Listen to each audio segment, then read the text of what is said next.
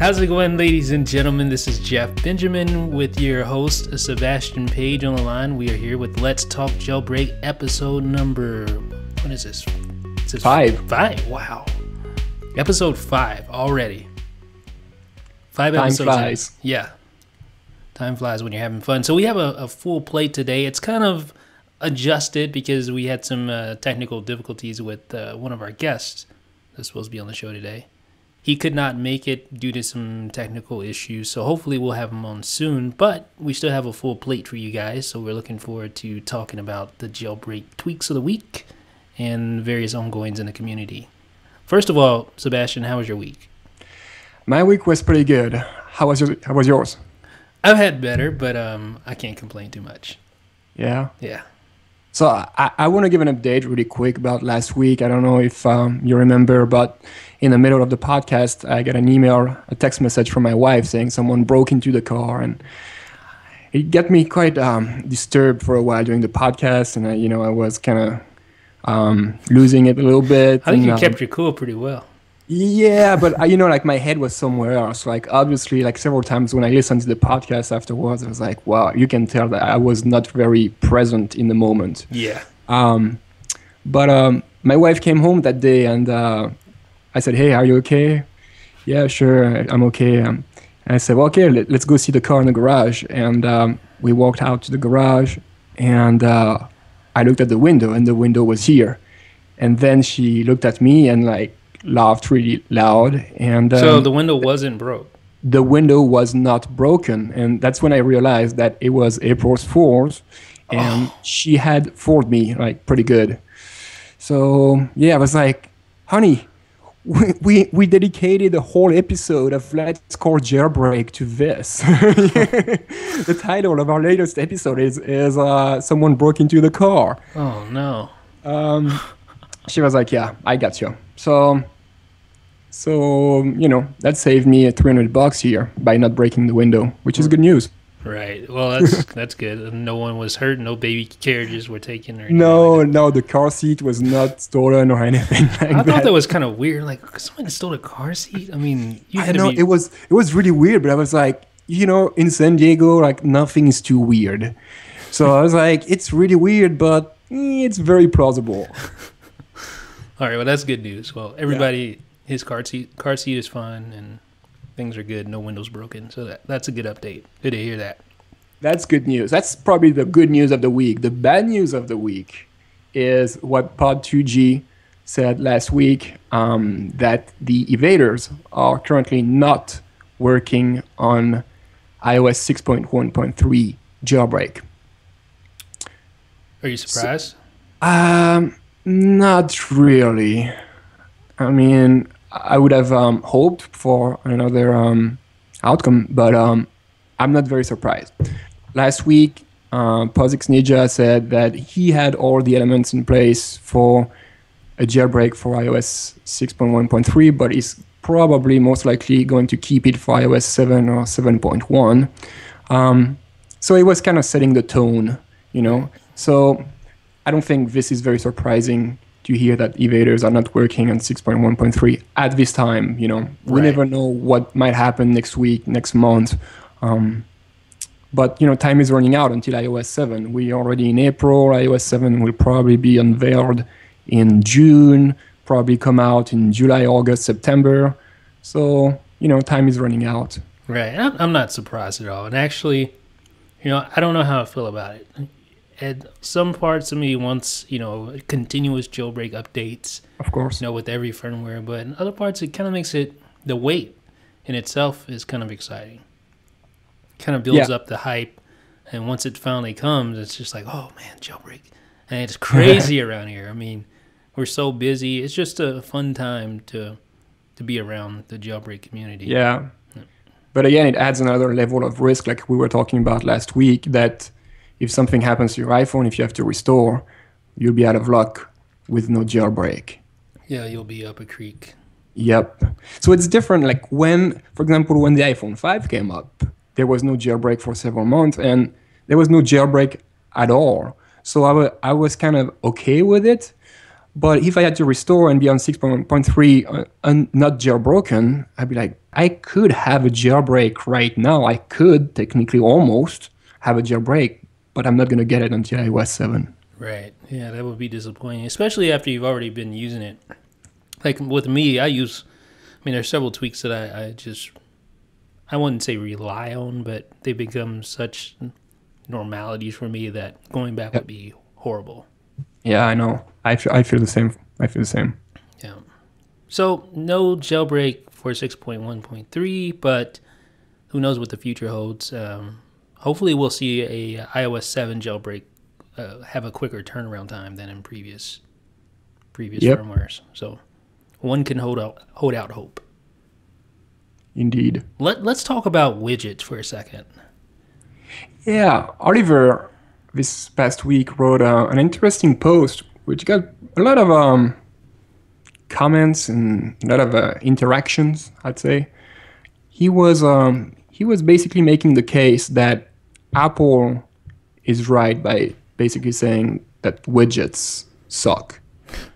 Like Oliver has been using many different phones over the past year. He's got several Androids, and he's had the iPhone 4S, and now he's got the iPhone 5. And he turned his back onto Apple for a while and went with the Galaxy S3, I believe. Right. And really liked it. And he had this opportunity to run all the widgets he wanted, like have the weather widget, the RSS feed, the Twitter, every kind of email widget, anything you can think of, basically, you can pretty much get it. And he was like, I don't really like it. It's very clunky. It's not pretty. Probably kills the battery. So he made the case that Apple was probably right, that widgets are not convenient, at least not on a smaller screen like an iPhone 5. If you have like a bigger screen like an iPad, it's a different story. But on the iPhone, he was saying basically it's a no-go. Obviously, it's a very subjective topic. You may love widgets, or you don't care about widgets, or you don't like widgets. It's very subjective. There's no right answer to this.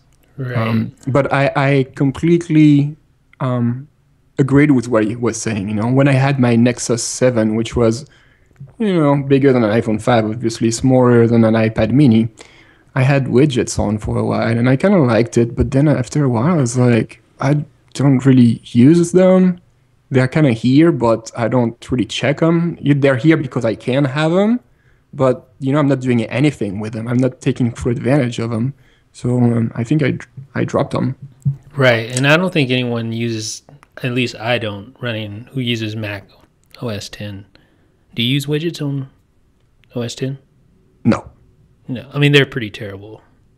I mean, what do you call it? You call it like the little widgets that says like a sticky note and the calculator and all that stuff? Yeah, a little dashboard. Oh, yeah. I do have them.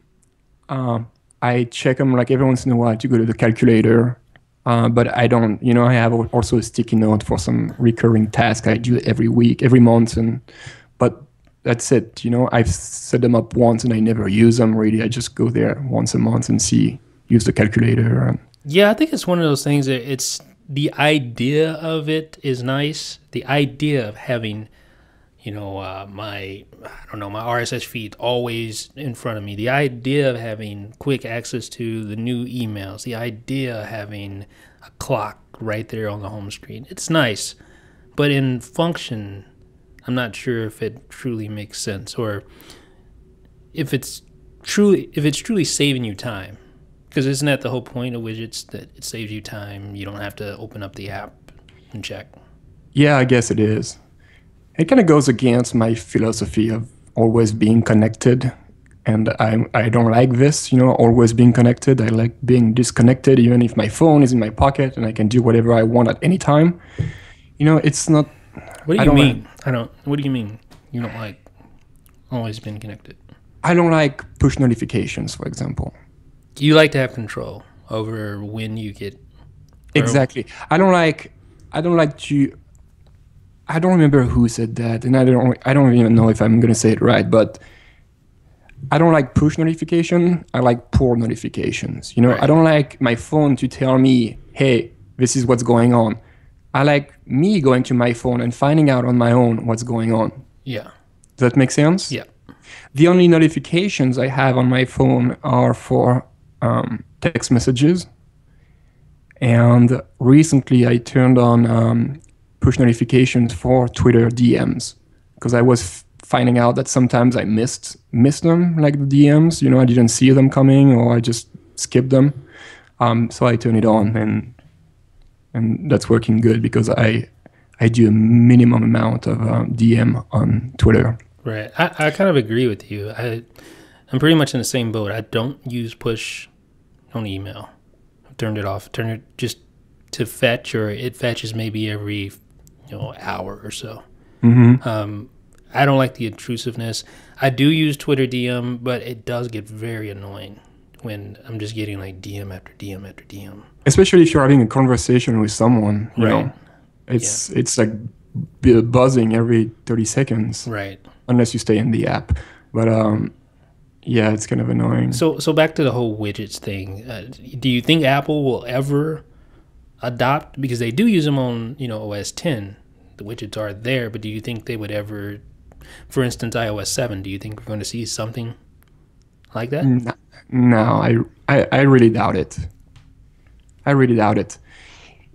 If anything, they probably try to incorporate something with Notification Center in some way. For example, you may be able to have, like pull down Notification Center and maybe see the last 5 tweets in your timeline or something like that. That's as much as I think Apple would do in the near future in iOS 7. I agree, and that's sort of what we see with the Jailbreak. I mean, there's already tweaks that do that exact thing. It uses Notification Center as a place for widgets. Yep. So the widgets are there, and Apple even calls them widgets, don't they? I think they even call like the tap. Yep. Yeah. So it's like a nice compromise. They're not front and center all the time, but they're there when you want to quickly access them. And I think that goes with Apple's mantra. I think that just, if we're going to see widgets, I think you're right. We will see them in Notification Center. And again, like widgets are probably terrible for your battery life. So I don't think Apple will make the compromise saying, okay, we'll give up a little battery life to give people widgets. And I don't think people care about widgets in the first place, to be honest, No. I mean, people who are listening to this podcast might be into widgets, might care about widgets, but my wife, my mother, my neighbor, they probably don't even know what a widget is, so they don't care about it. Yeah, I think you're right. Yeah, so we'll see what iOS 7 brings to the table, but like you said, I don't think we're going to see widgets, and that's fine with me and you and a lot of other people. Let's talk about, we're already on the subject of some of the tweaks. Let's talk about this week's tweaks. Yeah, we got a few of them. We're going to try to cover like 4 or 5 of them, and then we'll go over some minor tweaks or minor updates. We'll go over them very quick. But let's start with Pinnacle, which you reviewed last week. Yeah, Can you give us the rundown and tell us what it's about? It's kind of hard to describe, but it's basically a tweak that allows you to view the entire menu structure of the Settings app using tap and hold gestures. The back button. Say you go really deep into a menu, for instance, like the keyboard menu. Mm-hmm. It's like 4 or 5 menus. Yeah, deep. Settings, general, keyboard. Yeah. Yeah, there's like 2 keyboards. It's kind of weird. But yeah, like you said, settings, general, keyboards, then keyboard. International. Yeah, and it goes keyboard. Deep. Yeah. It goes deep. So what this allows you to do, instead of navigating and hitting back, you can just tap and hold back. It'll go all the way back to the root menu, just like that. Mm-hmm. And there's also an option that you can display the structure of the submenus. If you want to just navigate to, say, the second menu deep, you can tap and hold and then get to, like, for instance, if you go down to keyboard, you can just go back to the general section if you want to do that. So it's basically just a way to navigate more efficiently on the settings menu. Okay, so you gave it a fair try. What did you think? I mean, is it something that's still running on your iPhone right now? No. No. Yeah, because it makes sense. It's a good tweak, but it's just I'm not. I guess for me, I probably would benefit from using it, but it's just one of those things where I probably wouldn't remember to use it. Yeah, it's here, but you forget about Yeah, it. it's because they're just so used to hitting back, back, back, and it really isn't a huge deal. Hit back 3 or 4 times. In this post, I see you mentioned Ryan Petrich swipe back. Yeah, You remember this tweak hasn't been updated for iOS 6, has it? I don't Swipe know. back. Last time I tried it, I think it was a beta. I'm not sure. Yeah, I tried it not long ago, I think, and it was like conflicting with Zephyr or something else, and I think I deleted it. But I liked it. I like that because it's very natural to swipe back. If you're in settings or even in email, in the mail application, it's very natural to just swipe back, Right. instead of like tapping the mailbox and lots of apps use that gesture. Lots of App Store apps use it. Like off the top of my head, I can think like YouTube and a few others that use that swipe back gesture. But Pinnacle, so Pinnacle free on Big Boss Repo. Check it out, and tell us what you think. Yeah. What else do we have? TouchPal. This one is interesting, huh? Yeah, it got a lot of attention. It's essentially a tweak that allows you to have an alternate keyboard. To use an alternate keyboard that's actually, and this is what's interesting about this tweak. It's very different from any other tweak I've reviewed. It uses the App Store version of TouchPal and integrates the keyboard from the App Store app directly into iOS by means of a jailbreak tweak, which serves as like a bridge between the app and the and iOS. So hold on. So you have to download the App Store app first to be able to use the tweak? Right. Oh. And it's free. It's a free App Store app, and it's basically just a keyboard that allows you to use swipe. When you tap and drag on the keys like Android swipe. Mm-hmm. So you get the Android version of swipe essentially on iOS by means of this tweak, and it's all free. It's really cool. Whatever happened to swipe in the first place? I think it's still pretty popular on Android. As far as on iOS, you'll never see it, obviously. But there was another jailbreak tweak not too long ago called, I think it was called Swipe. I think so too, actually. It was really popular, but I think there was some, I don't know if there's legal troubles with that, or someone raised a question as to the legality of it, because I think it used Swipe's name, or they used their code or something like that. But there's been several tweaks for the iPhone that allows you to use swipe gestures to type. Some people say that's faster. If you're texting and driving, I think it's much better. Don't text and drive, people. Don't text and drive. I mean, I'm serious. It's really dangerous. Yeah, it is. But yeah, I like the idea of swiping. Actually, I think it's better. Have you tried this? Have you tried any swipe, period, even Android? Well, the swipe iOS jailbreak app that came out, I think it was like 2 years ago. It was a wow. Yeah, I think I had this on my phone for a while. I'm pretty sure I did. And I liked it. And I like you had like words suggestions as well as you were swiping. Right. This does too. TouchPal. Yes. So it was very like intuitive, it really figured out what you were trying to say before you were halfway through the word. So I really liked it. And I kind of forgot about it. I don't know what happened. But this new touchpad app, I don't know. I looked at it. I looked at your video, and I see I use a French keyboard like half of the time, and I don't think this is compatible with a French keyboard. I think it's just for the QWERTY keyboard. Yeah, there's a Chinese pinyin keyboard. Yeah, and I see like the Chinese signs on the space bar and like those Chinese things, Chinese letters or signs. So it's not something visually appealing to me in the first place. Right. So I probably would not even use this one. Yeah. I wouldn't use it just because I'm not a big fan of swipe, but it does work, and I'm sure if I practiced it, I'd be pretty good at it. Yeah. But it's a very promising tweak. It's free. The App Store app that comes with it, or that is required to use it, is free as well. So there's no reason really to not giving it a try if you're slightly interested in swipe gestures on your keyboard. Agreed.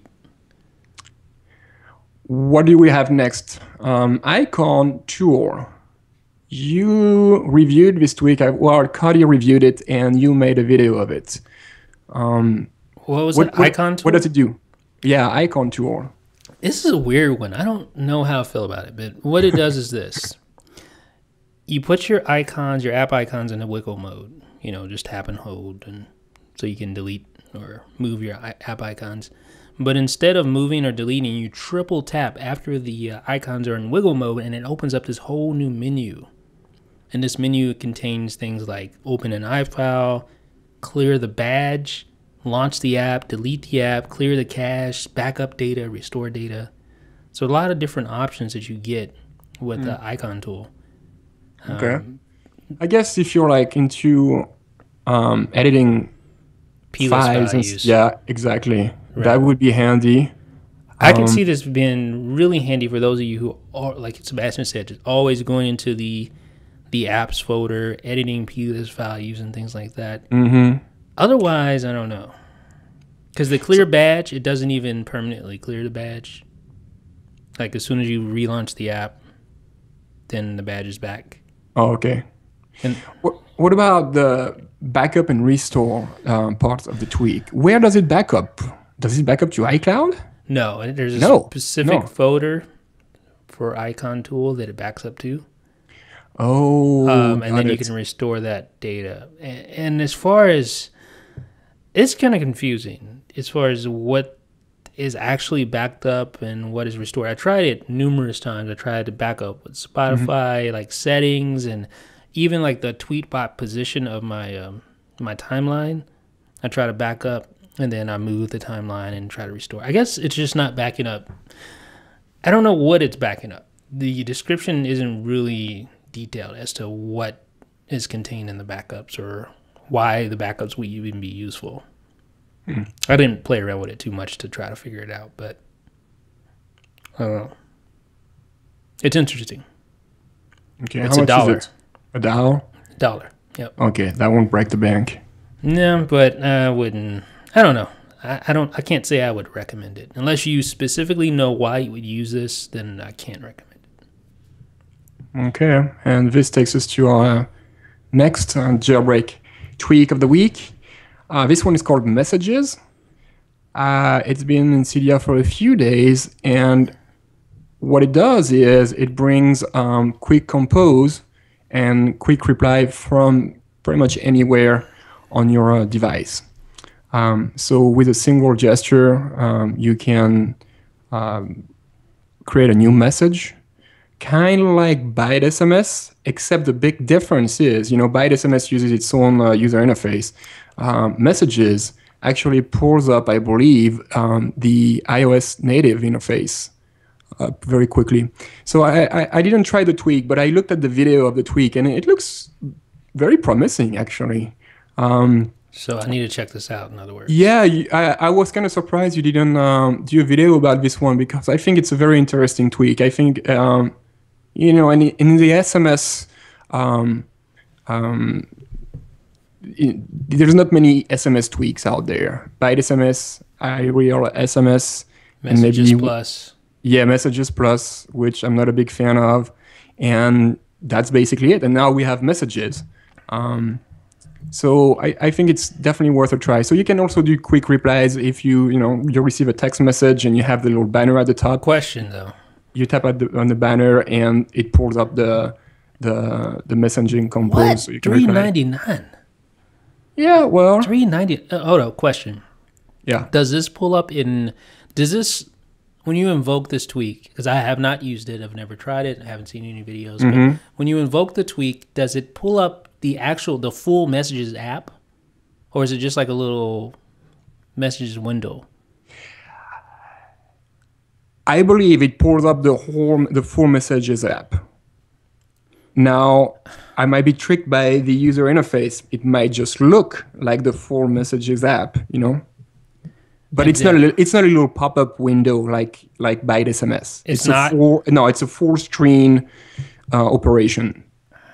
I don't know. I mean, I guess I need to try it. You definitely need to try it, Jeff. Okay, I'm going to try that. It's going to be. I'm putting it on my list right now. Yeah. So you say $3.99.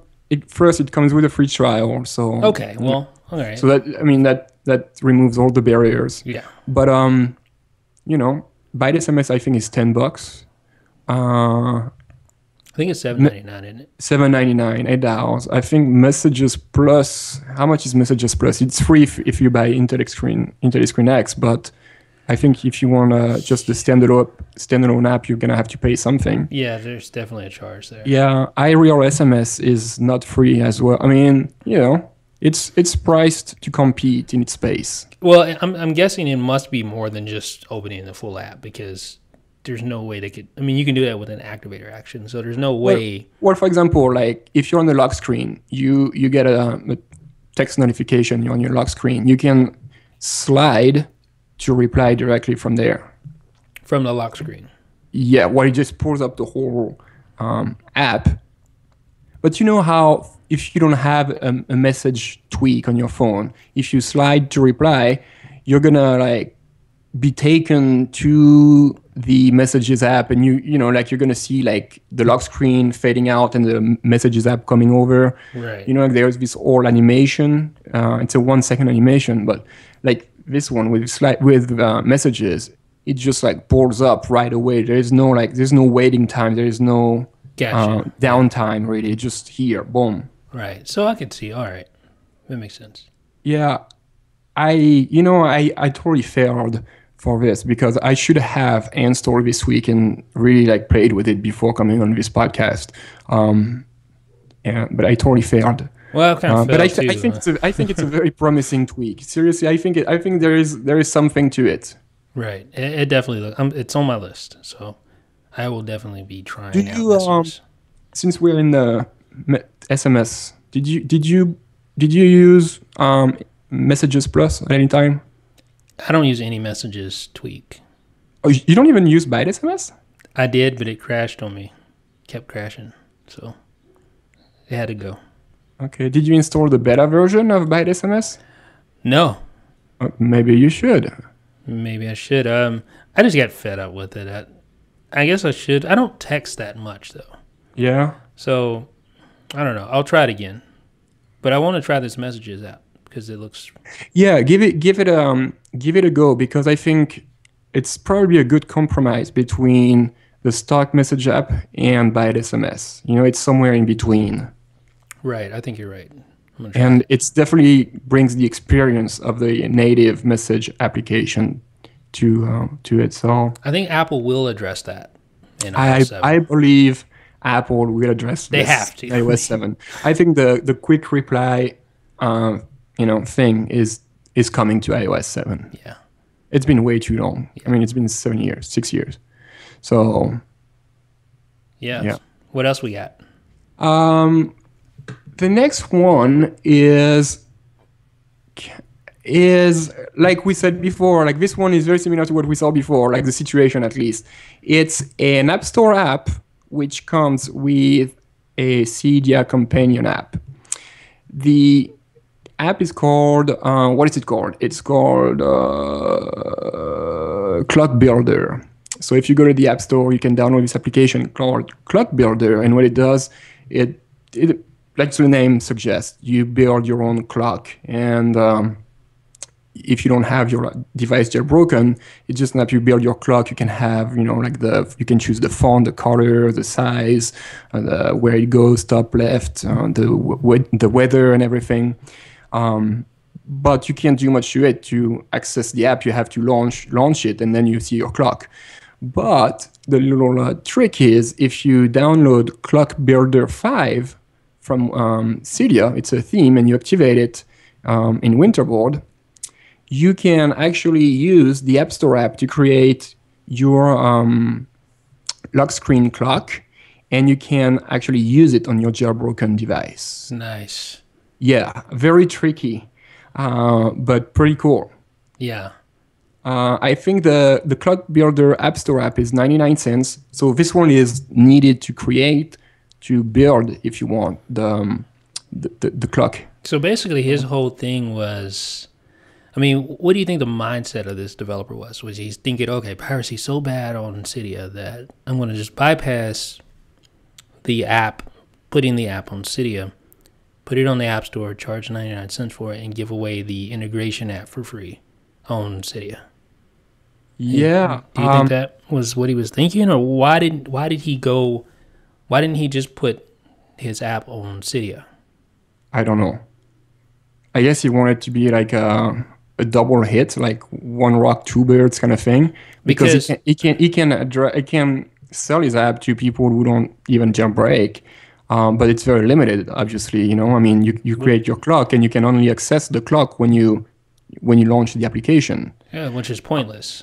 Yeah, a kind of point. I mean, it's as pointless as any clock application, really. You know. Right. It's like downloading. I mean, it's not like an alarm clock. You know, there's some legitimate clock apps that you would want, like Alarm Clock Pro or something like that. But this is just literally a clock. Yeah, and you can have your weather on it too, I believe. Yeah, so that would be completely pointless without the Cydia integration. Yeah. I wonder if does he make that known on his app? No. I'm gonna check again, but I checked out the App Store listing, and there was no mention of Cydia as far as I can tell. Right. So he's probably been pushing this on, you know, just within the jailbreak community, I would guess. But interestingly, this has been out for a while. Yeah, it's been out for a long, updated in 2012. It's been out since 2011, June. Yeah, it's been there for a long, long time, and the whole workaround is not new either. You know, like this whole Cydia workaround. It's existed for a long, long time. We just found out about it. Someone tipped us on Twitter. Right, and I should mention that with the last week we talked about the keyboard tweak. That was the same case. Someone tipped us. Yeah, which makes me think, you know, if anyone listening to this has some cool tips, nice little tweaks or workaround or something we've never covered. I want to give the dude a shout out, but I can't find his email. Well, shame on me. So to go back to this Clock Builder app, you know, you can build your own theme and you can share it as well, and you can upload it, and you can also download. I believe there's hundreds of different themes that have been uploaded by other users. So you don't really have to make your own. You can just, you know, download one that's already been created and maybe even tweak it to your own liking by changing maybe the font color or something. Yeah. Shout out to Ben Hamilton. Ben Hamilton is the one that tipped us on TouchPal. I think it's been a long time. I download Blog Reader. I see his name quite often in the comments, I believe, and on Twitter and stuff. So cool. Thank you, Ben.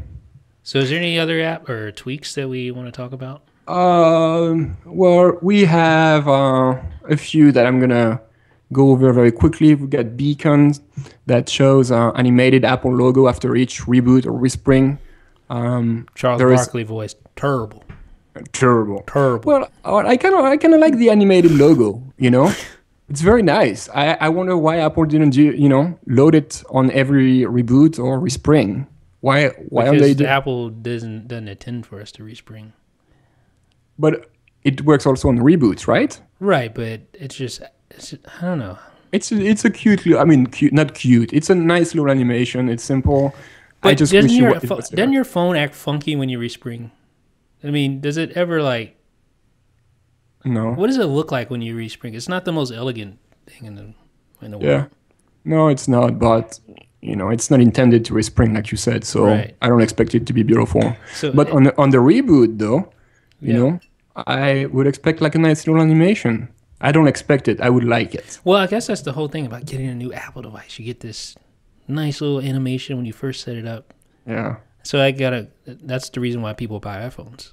They want to see the animation again. Yeah, that's an expensive animation here. Yeah, so that's it. That's Beacon, and I think it's 99 cents in Cydia. We have Cody wrote about a cool little workaround that integrates the tweak called Last Pick with Byte SMS. Yeah. So Last Pick allows you to use the last picture in your camera roll to upload to several applications that are supported. Unfortunately, Byte SMS was not, but with this little workaround, it is now. So it requires a little bit of getting your hands dirty, but I believe that it will be at some point integrated, automatically in Byte SMS from what I hear. So we've got another tweak called LRB Pano, which brings better low light panoramic pictures. Which brings better low light performances to panoramas.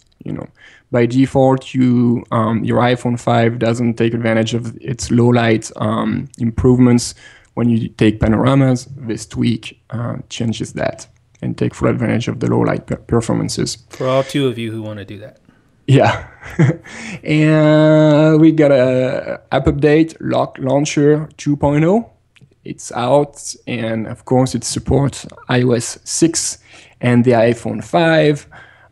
If you want to see what it looks like, we've got a post on iDownload blog about it and a video of it too. And last but not least, I know that you had a preview of Badger last week, so I wanted to get your feedback on that and see what you think so far. I like it. The preview was very limited, although he has updated Badger. I haven't tried out the update, which was, I think he released that last night. But Badger is essentially a tweak that allows you to tap the app badge, and it displays your notifications related to that badge right in a little handy window right on your home screen. Mm-hmm. So it's really nice looking. And progress is being made on, making it more stable and adding new features and improving the look of it, but it's super promising.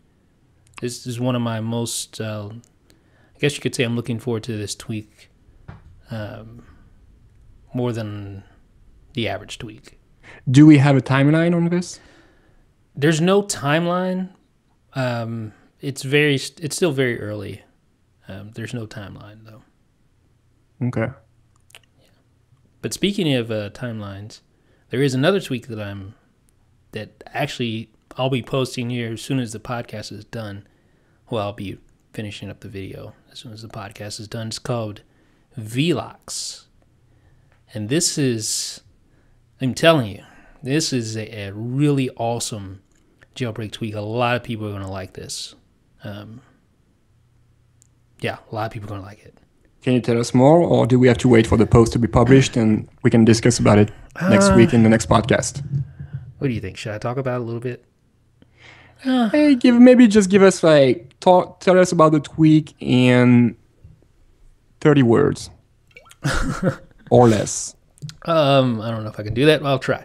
VLOX is a tweak that allows you to interact with any app icon on your home screen using swipe gestures. You can access all the notifications, sort of similar to Badger, but it's different. Badger is all about just strictly notifications for an app.